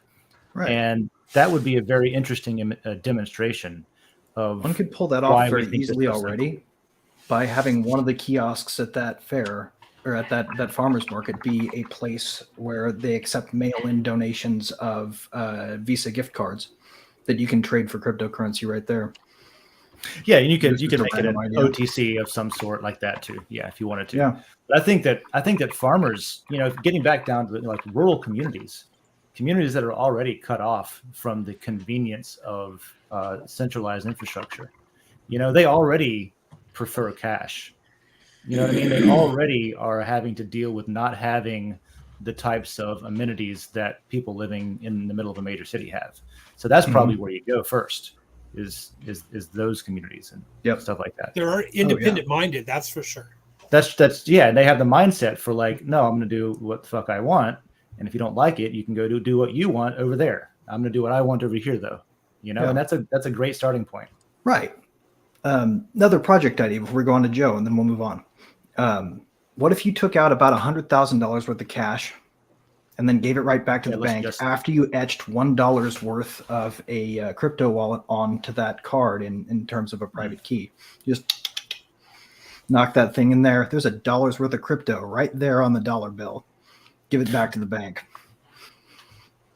Well, defacing money, a fun project to fund, wouldn't it? Like the Where's George thing. You ever get a dollar bill that says Where's George? Yeah, like a geocache on the bill. Kind of like Bitcoin. I have a buy Bitcoin stamp. Right. There you go. Not everybody will know what it is, but some people might switch. Mm-hmm. Yeah. Very popular. All right. This is a long discussion. I don't know if we'll go there. But okay, so I am 4am. This is awesome. It was a white paper I posted. I only posted this because I heard that MegaTexas was actually a DAO, and this was a something that I called the umbrella promise in setting up a DAO to move money out of Washington and back to the district level. Holy so shit. that the politician would only be would only vote as the DAO votes on any kind of legislation. Yes, I love that. It'd be amazing. And I'll be honest with you, I kind of vacated this idea because I just felt that the swamp was too deep, but we have to start somewhere. The graphic here kind of explains it. It basically means that. Isn't that how Washington's supposed to work, though? Yeah. Well, actually, it's not like revolutionary. It's like you're supposed to vote like your district tells you. What? Yeah. I love this idea. And I love this idea at every scale.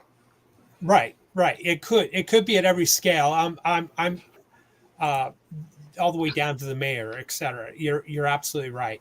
But imagine. Let me throw a real quick. I'll be very, very brief, if you don't mind. Go for it, man. If I'd have known that we had a white paper in here, I would have proposed that for an episode. We should do this as an episode, guys. Like I want to do this white paper as an episode.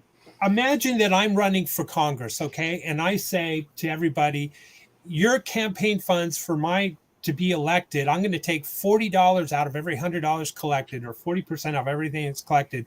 I'm going to put it in this lockbox, and this lockbox is going to be used to create this DAO. And this DAO is going to tell me how to vote. I'm not going to vote by party line. I'm going to vote specifically to the DAO. Now the DAO is created specifically for the members within the, or I should say, the citizens within the district that are voted. That is valid. They're validated and they're put into the DAO as long as they live and they can vote in that district.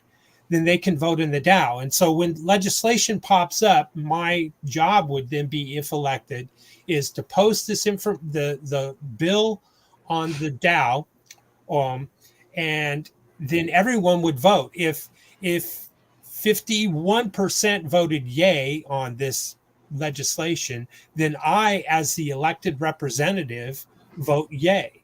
So I don't have Pelosi or McCarthy coming to me and say, you got to vote by party line. No, I'm voting as my constituents want me to vote in the DAO. Now, it wouldn't matter if that particular piece of legislation only received 10 votes from the DAO and 6 were yay and 4 were no. That's how I would vote for 6. Right. I would not get involved in going back to the DAO and saying, as your elected representative, I recommend you vote this way or that way, because guess what? I'm going to be recommending what the lobbyists want me to say and what the lobbyists want me to recommend. Yeah. So that the only way they can trust that party you're not politics doing goes that, out. Now, right, the is not making lobbying recommendations money, at all. right? The lobbying money now is not going to flow to me and my staff and my reason to get reelected or try to get me reelected, right? The lobbying money is got to flow back to the district to try to convince everybody else. So if I owned a TV station, a local TV station, they're going to get bombarded with a lot of ads to try to get you to vote this way. But that means that this lobbying money in Washington is going to become fragmented, and it's got to flow to all these different districts if this were to catch on. You follow? Yeah. That last part the put it idea together for me. I wasn't sure until you said that. You can do some other neat stuff with this too, where you did something along the lines of like, by the way, here's my IoT connected body cam that I'm going to be required to wear everywhere I go. Right. You do all kinds of stuff like that. The live stream politician. Right. And now the politician is not party based. True virtual The politician is actually, and here's the other beautiful part. So if I succumb to the party that, I've been elected to, and it didn't matter, and the DAO told me to vote yay, and I went ahead and voted no, well, then instantly the DAO could say, you know what, this guy's not doing what he was supposed to do, so we're going to put in for impeachment. And the DAO, boom, puts in impeachment. The next thing you know, I'm called to election for impeachment because I didn't vote for the DAO. Yep. And me, as maybe an individual within the district, not the politician or the candidate or the elected official, maybe me, I happen to like technology and I happen to follow, border security. And so I might vote on those issues. Now, I may not be so interested in balanced budgets or the budget or this kind of thing. So I might abstain and not vote in the DAO for that. So what's going to happen is but even what I think you could use a staking system for that. Liquid democracy with other people. You can do proxy, like delegate your votes. Right. That gets kind of scary, though. I've thought about the proxying the vote. That gets kind of scary because now is that proxy vote going to be influenced by lobbying money within districts? Well, if you did it MakerDAO style, right, or at least old MakerDAO style before they went evil, where you could they still do it like this, where literally the DAO is always in on a vote until it pulls its votes out and puts them into another set of parameters. They're into the new rules. You can, as long as you can make it so people can withdraw immediately as soon as they feel uneasy about it. So this is basically the white paper, the idea I had. As a matter of fact, Dave, if you recall, when early on, this is a big all caps yes and right here. We had a conversation a long time ago, maybe a year ago. Yeah. I don't know if it was on a Coffee with Den or Den DAO conversation. I talked about a blockchain DAO. This resonates in something I know we've talked about. So we probably have, but I kind of lose track of what I talk about sometimes because I'm always so much. You can tie, by the way, any of the DAO funds for that rep to which would either pay for their support, marketing their reelection, because maybe all of their funds could be that way, and it could compete with another DAO, who's also running, but those funds, not only would they be transparent, but then could also be turned around, like you said, if the DAO voted to recommend impeachment or to, pursue impeachment, then all those funds go to marketing for the impeachment. Right. It would be beautiful. Right. Oh, absolutely. And you I can think even do it's little a single great purpose way. versions of this, right? Like picture just sending one person to not even ever plan to be reelected, to do just one deed. Like I am literally there to stand up when I get sworn in, and before the last note is sung on the national anthem, rip my belt off and my pants fall down around my ankles, and then I go home. Guys, if you could get the Dow to do something like that, even yeah, it would be enough of a symbol. Imagine this is a real. If you guys are familiar with the notion of propaganda of the deed, this is an opportunity for an act of joyism. What if it were? I mean, if you considered it in the pattern of another party, because essentially the Dow could work as a party, and you might have a couple of different DAOs in a particular area, but then essentially you would be saying, look, people could apply to run under this, and you have to obligate yourself legally to follow the vote when you're voting over there. You have to obligate yourself to run all funding through the DAO, so on, so on, so on. People could essentially apply to, hey, I would do this, right? And so the DAO can then vote, okay, we're going to run this guy just like a party would, but you have the funding apparatus and you have the mechanism where everybody knows this person is going to actually represent them. Right. So are now, you guys for next time, guys, from lobbyists buying really into the DAO? Edge. Sorry, Noodle Baker for next time, guys. We're really in the edge. Yeah. If you're familiar at all with what Party DAO does, they spin up single-purpose, limited-use DAOs for one auction on an NFT marketplace. Imagine instead of one DAO, there were a switcher that could randomly spin up a DAO of people who are eligible, but not necessarily involved until the moment of need. That could, for instance, forestall any efforts to centralized resist this approach.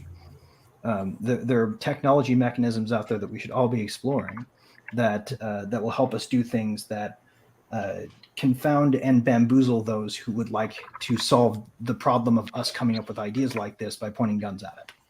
And I think those are all things that we need to think about. Lisa, you had a question? Oh, I was just curious about, are we assuming that the lobbyists would continue to pour money in this funnel when they're not getting their way? Wouldn't they find other avenues like what Facebook did with, Zuck paying off, felons charges so that they could have their voice heard, different creative avenues that, that there would not be this funnel of money from the traditional lobbyists and things like that. Right. The initial person that gets elected this way, I think, would send ripples through the pond, I guess the initial candidate that gets elected in this way is not going to have any committee seats or power in DC in the beginning, but I think we the people will get pretty excited when we heard that, over here in such and such district, this individual is a non-party person and he doesn't or she doesn't accept any kind of lobbying money. They vote per the DAO. And what's also neat is, like, if I think that term limits should be top priority, or border security, or a balanced budget, or whatever item, the DAO would actually push those items to the top. And if you get enough elected representatives that answer to a DAO and not to the lobbyist, I think that becomes attractive and more people are going to get involved. And I guess then you don't need the funding because the DAO is doing the marketing to get your voice out, because the people are the voice. And then the lobbying money has to flow to the districts to try to convince all of us to vote for more money to Ukraine. Or that's what I was going to say, is even if the lobbyists did get what they want, the way to do it would be through enriching the citizens instead of enriching. Okay. Well, and on top of that, right? Too, there's the software principle that we import. The idea of iterate, review, iterate, review, iterate, review. If they come back at us in a way we don't see coming, that forestalls it, we don't give up. We bring out version 1.1.1. You know? Yeah, Mhm. it's flexible to change. We just adapt, It's and we very adapt cool. faster. That's something as well that I would expect it would probably uh, uh, happen in a small district first, because they're not likely to receive the same level of lobbyist funds that a big district that imports Right. into would. So that would be interesting, because it could be a way for them to get a little more power. But you'd have to figure out how to get how to typically some of the odd representatives, maybe not from a big district, that have an important seat, end up making so much money from lobbyists and or whatever stock tips they get, that they're not beholden to their citizens, right? So it's a weird thing that you have to flip that somehow. And that money is going to always be more than what the citizens could offer. It's like a lot of these a lot of these politicians don't get the majority of their money from their citizens.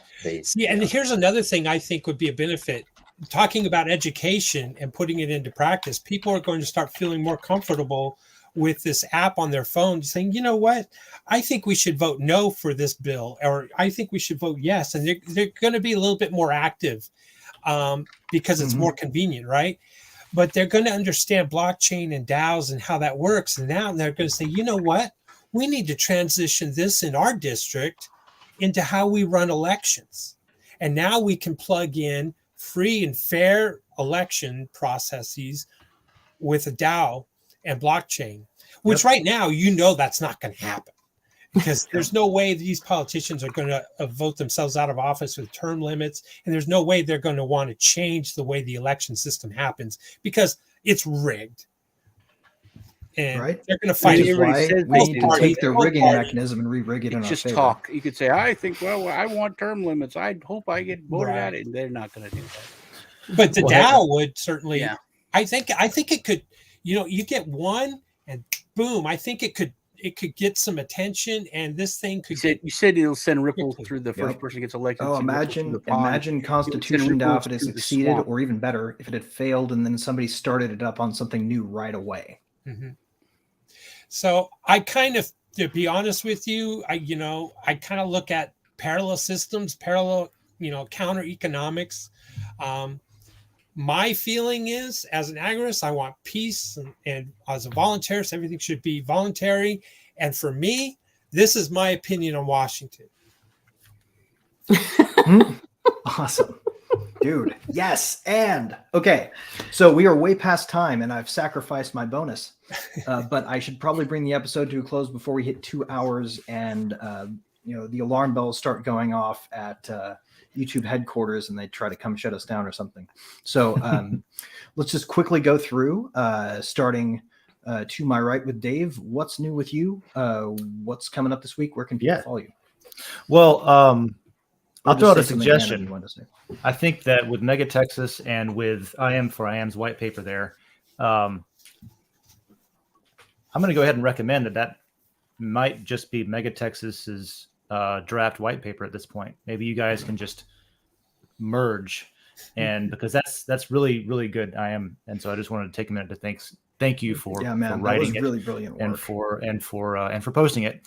As for me, go check out yesterday's Coffee with Den episode. I thought it was kind of cool. I play video games, so what's not to like? I don't know if I'm the first, but I think I might be the first one to do virtual geocaching, and I intentionally did it in a metaverse that people don't think of as a metaverse. It's a traditional video game that happens to have a persistent shared universe across all platforms: PC, Nintendo Switch, Xbox, PlayStation. All of them access the same metaverse, right? And so I went and hid some, just as a proof of concept. I made a simple little puzzle, and I hid some matter, 256 matter tokens, with a little bit of ether for gas money to send off to your own account once you find it and solve the puzzle. So I gave away half of the seed phrase that I hid on yesterday's episode, so you got a head start. And I even gave away how to find the rest of them. So go check out Coffee with Den from yesterday on the Coffee with Den layer, and go get about $15 worth of crypto. And I will start hiding some more shit in there too. So that's what I'm doing. Coffee with Den stuff. Cool. Joe? On that, I wonder if you were to give the address to that, I would send in, and well, I guess we'd have to figure out how, if I could tip it in or if I could send it in, but to add a bunch of lore to it or something. But either way, also on the white paper I have a couple of proposals as well that we didn't go over today, like in depth. If we go further with all of this, some interesting thoughts, and I'm trying, by the way, to use some of these in projects that are less Nope, we're still wrapping up. fundamental, like say not dealing with DCE or anything else, but dealing with a new organization. So a couple of new projects we're setting up that happen to be DAOs that would implement some of these governance capabilities, right, in a way for something that really matters, but isn't related to war. So anyway, and other than that, hopefully we'll get to announce a couple of those in the coming weeks. We'll see how that goes, or coming months. But yeah, that's it. There's a lot going on.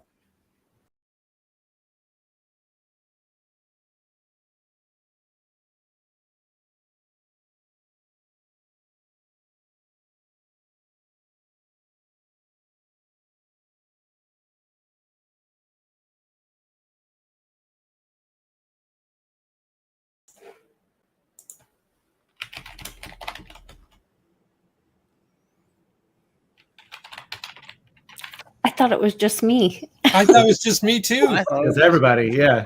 Me too. That's funny. Wow. I guess we struck a nerve. So I was done anyway. We can go to next. Although you've lost now the ordering. I'm sure you want the whole ordering. Oh, we're still live. Wow. Okay, so we got Sean next now. Go check out with Jeff McCabe up. Cool. They just launched their Lightning Works Comics Portal NFTs, which are really cool. It's connected to their Siege World game, which is a cool MMO game. It's free to play. You can download that. And then there's like Easter eggs in the comics for like special weapons and stuff. It's the whole thing they're doing is really, really cool. They have amazing artists from DC and Marvel that have been working on the comics. But the portal idea is really cool. If you get these portals, you get like free comics and special editions that drop later on. Really, really neat. Did a meme review, which was fun. I did it like 4 a.m, so I was kind of spaced out a little bit. Me and Lisa did not do our Truth Tuesday. But maybe we'll do something this weekend or something. Yeah. If not, wait till next Tuesday. Cool. That's awesome, man. All right. I am. You are next, sir. And well, I haven't started my YouTube channel and Rumble channel yet. I do plan on doing that. The whole idea here of the background, parallel projects.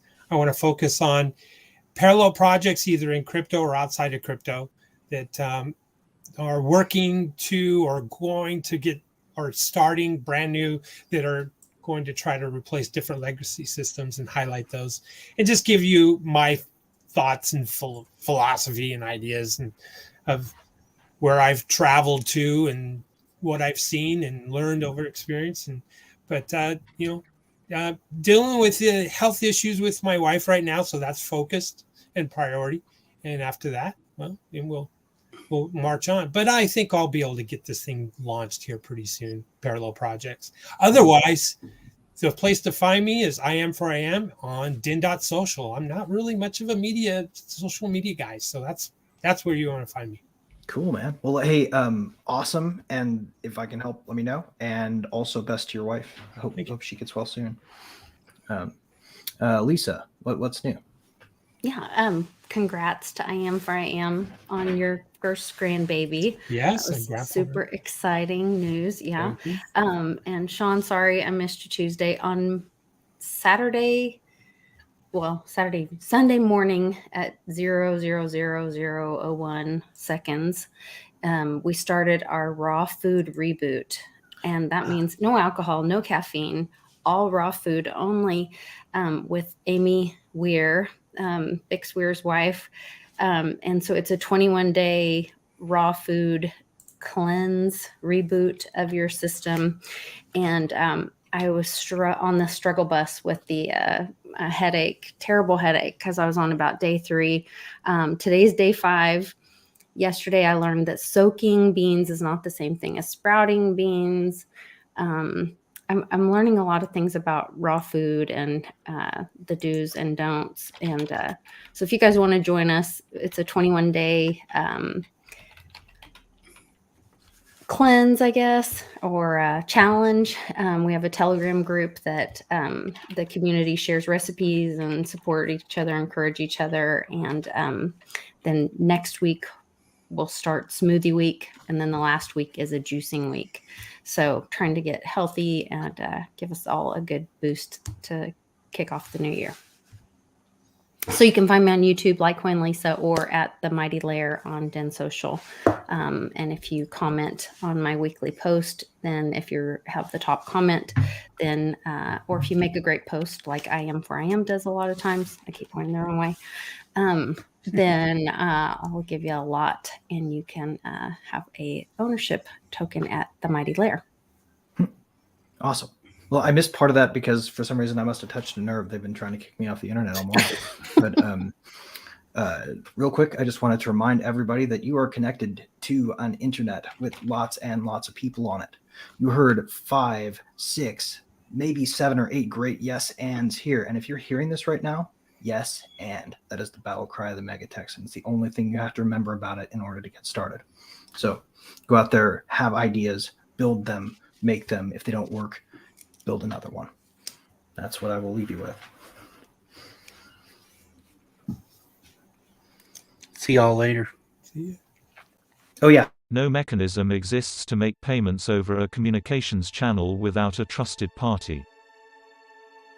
What is needed is an electronic payment system based on cryptographic proof instead of trust, allowing any 2 willing parties to transact directly with each other without the need for a trusted third party.